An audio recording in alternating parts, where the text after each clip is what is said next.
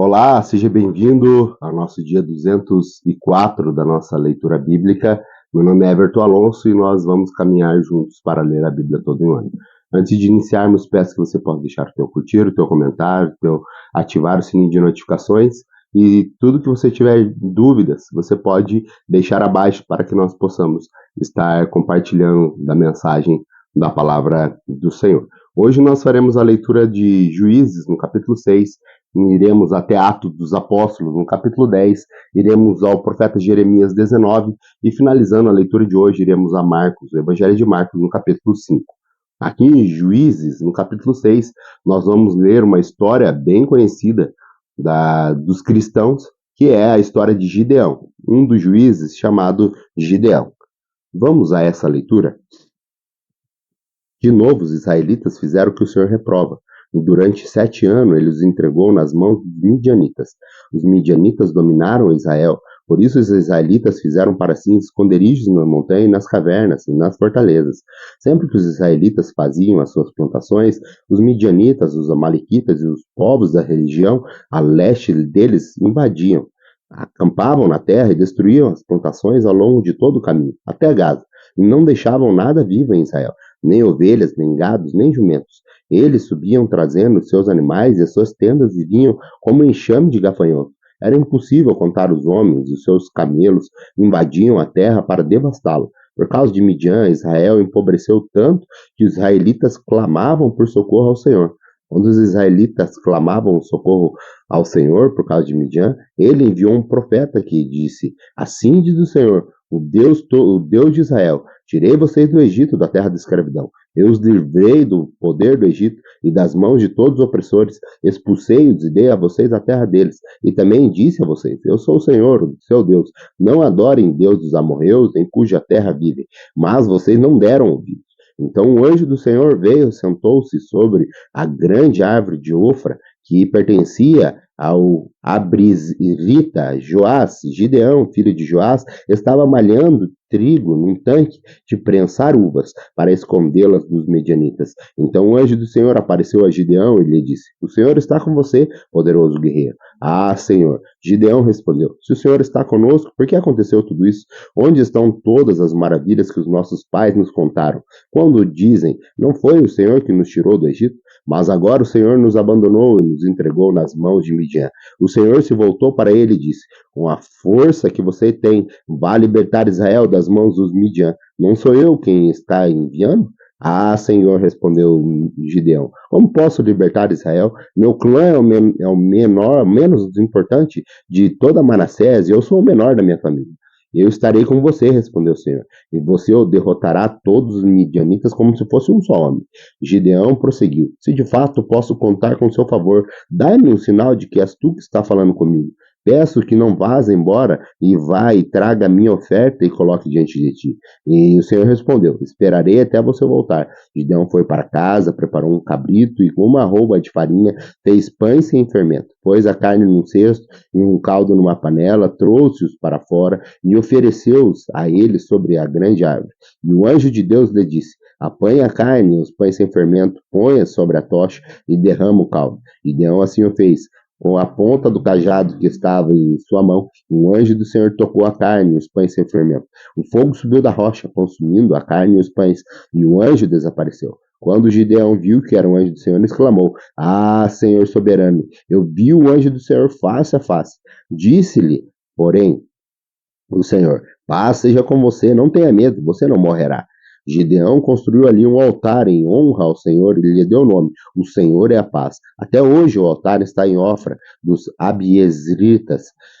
Naquele mesma noite, o Senhor lhe disse: Separa o segundo novilho do rebanho do seu pai, aquele de 7 anos, despedace o altar de Baal, que pertence a seu pai, e corte o poste sagrado de Azera, que está ao lado do altar. Depois faça um altar para o Senhor, o seu Deus, no topo dessa elevação. Ofereça o segundo novilho em holocausto com a madeira do poste sagrado que você irá cortar. Assim Gideão chamou 10 dos seus servos e fez como o Senhor lhe ordenara. Mas com medo da sua família e dos homens da cidade, fez tudo de noite e não durante o dia. De manhã, quando os homens da cidade se levantaram, lá estava demolido o altar de Baal com o poste sagrado ao seu lado, cortado, com um segundo novilho sacrificado no altar recém-construído. Perguntaram uns aos outros: quem fez isso? Depois de investigar, concluíram: foi Gideão, filho de Joás. Os homens da cidade disseram a Joás: traga o seu filho para fora, ele deve morrer, pois derrubou o altar de Baal e quebrou o poste sagrado que ficava ao seu lado. Joás, porém, respondeu à multidão hostil que cercava: vocês vão defender a causa de Baal? Estão tentando salvá-lo? Quem lutar por ele será morto pela manhã. Se Baal fosse realmente um deus, poderia defender quando derrubaram o seu altar. Por isso, naquele dia, chamaram Gideão de Jerubaal, dizendo que Baal dispute com ele, pois derrubou o seu altar. Nesse meio tempo, todos os midianitas, amalequitas e outros povos que vinham do leste uniram-se os seus exércitos, atravessaram o Jordão e acamparam no vale de Jezreel. Então o Espírito do Senhor apoderou-se de Gideão, e ele, com um toque da trombeta, convocou os birrezitas para segui-lo. Enviou mensageiros a todos, a Manassés, chamando-os às armas, e também a Aser, a Zebulon e a Naftali, que também subiram ao encontro. Gideão disse a Deus: quero saber se vais libertar Israel por meu intermédio, conforme prometer. B. Colocarei uma porção de lã na eira. Se o orvalho molhar apenas a lã e todo o chão estiver seco, saberei que tu libertarás Israel por meu intermédio, como prometeste. Assim aconteceu. Gideão levantou-se bem cedo no dia seguinte, torceu a lã e encheu uma tigela de água de orvalho. Disse ainda Gideão a Deus: não se acenda a tua ira contra mim. Deixe-me fazer só mais um pedido. Permita-me fazer mais um teste com a lã, dessa vez fazê-la ficar seca, a lã e o chão coberto de orvalho. E assim Deus fez naquela noite. Somente a lã estava seca e o chão estava todo coberto de orvalho. Vamos agora à leitura lá no livro de Atos dos Apóstolos. Hoje nós faremos a leitura do capítulo 10 do livro de Atos dos Apóstolos, aqui onde nós vamos ler sobre o centurião Cornélio, nós vamos ver sobre a visão que Pedro teve e nós vamos ver Pedro na casa de Cornélio. Vamos a essa leitura profunda da Sagrada Escritura, Atos dos Apóstolos, capítulo 10. Havia em Cesareia um homem chamado Cornélio, centurião do regimento conhecido como italiano. Ele e toda a sua família eram religiosos e tementes a Deus. Dava muitas esmolas ao povo e orava continuamente a Deus. Certo dia, por volta das 3 horas da tarde, ele teve uma visão. Viu claramente um anjo de Deus que se aproximava dele e dizia: Cornélio! Atemorizado, Cornélio olhou para ele e perguntou: que é, Senhor? O anjo respondeu: suas orações e esmolas subiram como uma oferta memorial diante de Deus. Agora mande alguns homens a Jope para trazer um certo Simão, também conhecido como Pedro, que está hospedado na casa de Simão, o curtidor de couro, que fica perto do mar. Depois que o anjo lhe falou, se foi. Cornélio chamou 2 dos seus servos e um soldado religioso, nem dos seus auxiliares, e contando-lhe tudo o que havia acontecido, enviou-os a Jope. No dia seguinte, por volta do meio-dia, enquanto viajavam, se aproximaram da cidade, Pedro subiu no terraço para orar. Tendo fome, queria comer. Enquanto a refeição estava sendo preparada, caiu em êxtase, viu o céu aberto e algo semelhante a um grande lençol que descia da terra, preso pelas 4 pontas, contendo toda a espécie de quadrúpedes, bem como répteis da terra e aves do céu. Uma voz lhe dizia: levante-se, Pedro, mate e come. Mas Pedro respondeu: de modo nenhum, Senhor, jamais comi algo impuro ou imundo. A voz lhe falou pela segunda vez: não chame impuro ao que Deus purificou. Isso aconteceu 3 vezes, e em seguida o lençol foi recolhido ao céu. Enquanto Pedro estava refletindo no significado da visão, os homens enviados por Cornélio descobriram onde era a casa de Simão e chegaram à porta. Chamando, perguntaram se ali estava hospedado Simão, conhecido como Pedro. Enquanto Pedro ainda estava pensando na visão, o Espírito lhe disse: Simão, 3 homens estão procurando por você. Portanto, levanta-se e desça. Não hesite em ir com eles, pois eu os enviei. O Pedro desceu e disse aos homens: eu sou quem vocês estão procurando? Por qual motivo vieram? Os homens responderam: viemos da parte do centurião Cornélio. Ele é um homem justo e temente a Deus, respeitado por todo o povo judeu. Um santo anjo lhe disse que o chamasse à sua casa para que ele ouça o que tem para dizer. Pedro os convidou a entrar e os hospedou. No dia seguinte, Pedro partiu com eles e alguns dos irmãos de Jope os acompanhavam. No outro dia, chegaram a Cesareia. Cornélio esperava com seus parentes e amigos mais íntimos que tinham convidado. Quando Pedro ia entrando na casa, Cornélio dirigiu-se a ele e prostrou-se aos seus pés adorando. Mas Pedro o fez levantar, dizendo: Levante-se, eu sou homem como você. Conversando com ele, Pedro entrou e encontrou ali reunidas muitas pessoas e lhe disse: Vocês sabem muito bem que é contra a nossa lei um judeu associar-se a um gentil ou mesmo visitá-lo. Mas Deus me mostrou que eu não podia chamar impuro ou imundo a um homem nenhum. Por isso, quando fui procurar, vim sem qualquer objeção. Posso perguntar por que vocês me mandaram buscar? Cornélio respondeu: Há 4 dias eu estava em minha casa orando a esta hora, às 3 da tarde. E de repente apresentou-se diante de mim um homem com roupas resplandecentes, que disse: Cornélio, Deus ouviu a sua oração e lembrou das suas esmolas. Mande buscar em Jope a Simão, chamado Pedro. Ele está hospedado na casa de Simão, o curtidor de couro, que mora perto do mar. Assim mandei buscar-te imediatamente, e foi bom que tenhas vindo. Agora estamos todos aqui na presença de Deus para ouvir tudo que o Senhor te mandou dizer-nos. Então Pedro começou a falar: Agora percebo verdadeiramente que Deus não trata as pessoas com parcialidade, mas de todas as nações aceita todo aquele que teme e faz o que é justo. Vocês conhecem a mensagem enviada por Deus ao povo de Israel, que fala das boas novas de paz, por meio de Jesus Cristo, Senhor de todos. Sabem o que aconteceu em toda a Judéia, começando na Galiléia, depois do batismo que João pregou, como Deus ungiu Jesus de Nazaré com o Espírito Santo e poder, como ele andou por toda parte fazendo bem e curando todos os oprimidos pelo diabo, porque Deus estava com ele. Nós somos testemunhas de tudo que ele fez na terra dos judeus e em Jerusalém, onde o mataram, suspendendo-o no madeiro. Deus, porém, o ressuscitou no 3º dia e fez com ele fosse visto, não por todo o povo, mas por testemunhas que designara de antemão, por nós que testemunhamos que ele, a Deus, constituiu juízes, por nós que comemos e bebemos com ele, depois ressuscitou dos mortos. Ele nos mandou pregar e testemunhar que foi ele e constituiu juiz de vivos e mortos. Todos os profetas dão testemunho dele, de todo o que nele crê recebe o perdão dos pecados mediante seu nome. Enquanto Pedro ainda estava falando essas palavras, o Espírito Santo desceu sobre todos que ouviam a mensagem. Os judeus convertidos que vieram com Pedro ficaram admirados que o dom do Espírito Santo fosse derramado até entre os gentios, pois os ouviam falar em línguas exaltando a Deus. A seguir, Pedro disse: Pode alguém negar a água impedindo que essas sejam batizados? Eles receberam do Espírito Santo como nós, então ordenou que fossem batizados em nome de Jesus Cristo. Depois pediram a Pedro que ficasse com eles mais alguns dias. Vamos agora ao livro do profeta Jeremias, aqui no capítulo 19. Ele vai fazer uma continuação da questão do oleiro, da casa do oleiro. Aqui é uma continuação da casa do oleiro, para que ele possa entender o que o Senhor estava falando, direcionando ao povo de Israel, que ele era o oleiro e o povo de Israel era como o barro. Vamos a essa leitura? Jeremias capítulo 19. Assim diz o Senhor: Vá comprar um vaso de barro de um oleiro. Leve com você alguns líderes do povo e alguns sacerdotes, e vá em direção ao vale de Ben-Rinom, perto da entrada da porta do Cacos. Proclame ali as palavras que eu disser a você. Diga: ouçam a palavra do Senhor, rei de Judá e habitantes de Jerusalém.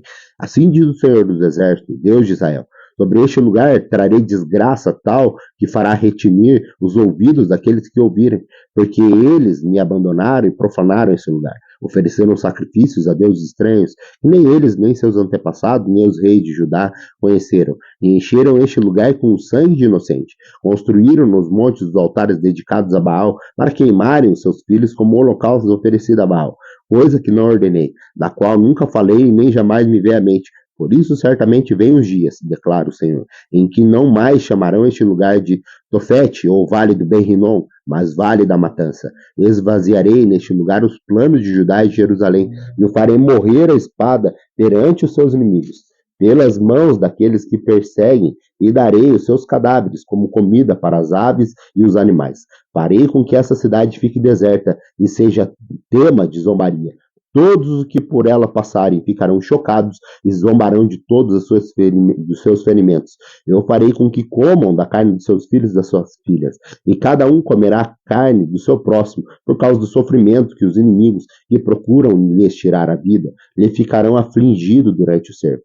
Depois quebre o vaso de barro diante dos homens que o acompanharam, e diga-lhes: assim diz o Senhor dos Exércitos, assim como se quebra um vaso do oleiro, que não pode ser mais restaurado, quebrarei este povo e a essa cidade, e os mortos em Tofete serão sepultados até que não haja mais lugar. Assim farei a este lugar aos seus habitantes, declara o Senhor. Tornarei essa cidade como Tofete. As casas de Jerusalém e os palácios reais de Judá serão profanados, como este lugar de Tofete. Todas as casas em cujos terraços queimaram incensos a todos os corpos celestes e derramaram ofertas de bebida aos seus deuses estrangeiros. Jeremias voltou então de Tofete, para onde o Senhor o mandara profetizar, e entrando no pátio do templo do Senhor, disse a todo o povo: assim diz o Senhor dos Exércitos, o Deus de Israel: ouçam, trarei sobre essa cidade e sobre todos os povoados ao redor todas as desgraças contra eles anunciadas, porque se obstinaram e não quiseram obedecer às minhas palavras. Vamos agora à nossa última leitura de hoje, que está em Marcos, no capítulo 5. Aqui nós vamos ler sobre a cura de um endemoniado, que o Senhor Jesus ele fará esse milagre, e também Jesus, o poder dele sobre as doenças e sobre a morte. Vamos a essa leitura? Marcos capítulo 5. Eles atravessaram o mar e foram para a região dos Genezarenos. Quando Jesus desembarcou, um homem com espírito imundo veio dos sepulcros ao seu encontro.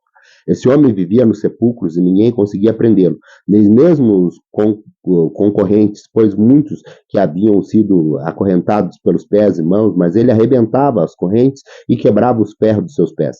Ninguém era suficientemente forte para dominá-lo. Noite e dia ele andava gritando e cortando-se com pedras entre os sepulcros e nas colinas. Quando ele viu que Jesus estava vindo de longe, correu e prostrou-se diante dele e gritou em voz alta: "Que queres comigo, Jesus, filho do Deus Altíssimo? Rogo-te, por Deus, que não me atormentes." Pois Jesus lhe tinha dito: "Saia deste homem, espírito imundo." Então Jesus lhe perguntou: "Qual é o seu nome?" "Meu nome é Legião", respondeu ele, "porque somos muitos." E ele implorava Jesus com insistência para que não mandasse sair daquela região. Uma grande manada de porcos estava pastando numa colina próxima. Os demônios imploraram a Jesus: "Mande-nos para os porcos, para que entremos nele." E ele lhe deu permissão. Então os espíritos imundos saíram e entraram nos porcos. A manada de cerca de 2.000 porcos atirou-se precipício abaixo em direção ao mar, e nele se afogou. Os que cuidavam dos porcos fugiram e contaram esses fatos na cidade e nos campos, e o povo foi ver o que havia acontecido. Quando aproximaram-se de Jesus, viram ali um homem que fora possesso por legião de demônios, assentado, vestido e em perfeito juízo, e ficaram com medo. Os que estavam presentes contaram ao povo o que acontecera ao endemoniado, e falaram também sobre os porcos.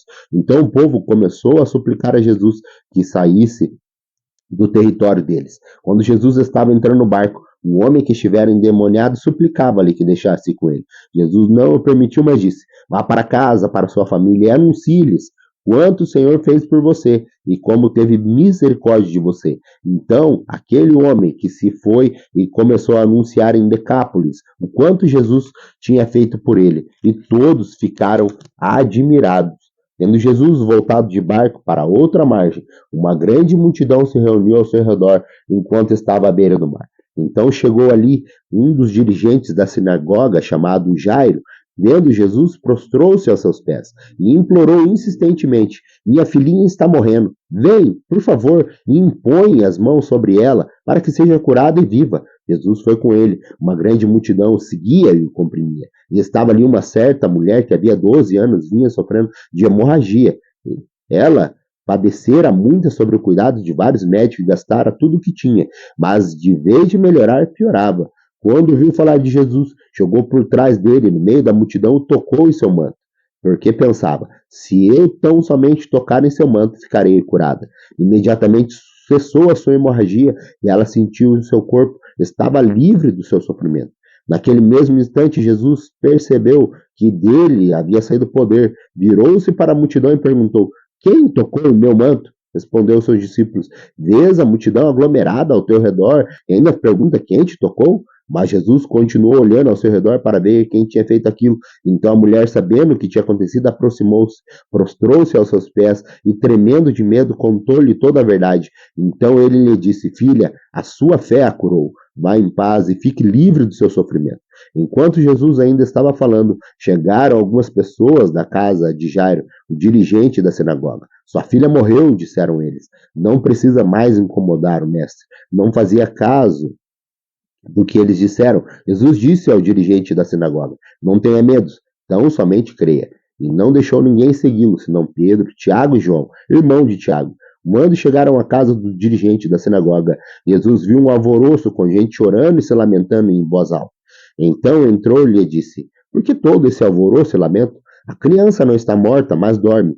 Todos começaram a rir de Jesus. Ele, porém, ordenou que saíssem dali. Tomou consigo o pai e a mãe da criança, os discípulos que estavam com ele, e entrou onde se encontrava a criança. Tomou-a pela mão e lhe disse: Talita cumi, o que significa: Menina, eu a ordeno a você, levante-se. Imediatamente, a menina, que tinha 12 anos de idade, levantou-se e começou a andar. Isso os deixou atônitos, e ele deu as ordens expressas para que não dissessem nada a ninguém, e mandou que dessem a ela alguma coisa a comer. Muito obrigado pela tua companhia. Essa foi a nossa leitura de hoje. E se o Senhor nos permitir, voltaremos amanhã com mais um dia da nossa leitura bíblica. Até lá.